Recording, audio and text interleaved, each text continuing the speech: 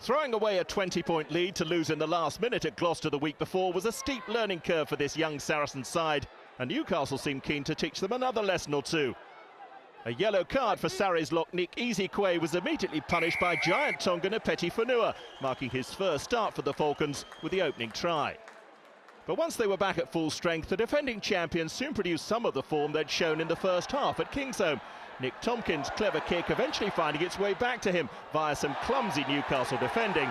And once Tom Whiteley had converted and then added a penalty, we were all square at half-time. And this week there would be no Saracen surrender. Instead, the Falcons found themselves on the back foot, which is where they stayed for the rest of the match.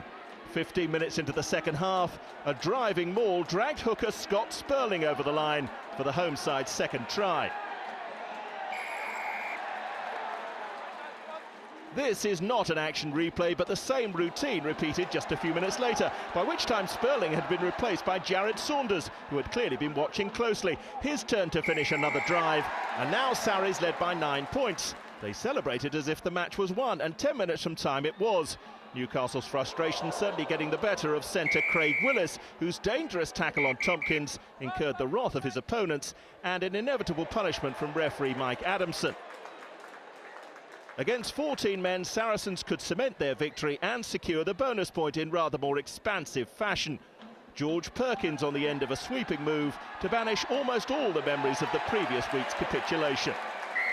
For Newcastle, 2 defeats out of 2, but to their credit, they delivered the last try of the game to go with the first, when Santiago Cecino was rolled over 5 minutes from time. In between, according to coach Dean Richards, they'd paid a heavy price for the naivety of youth.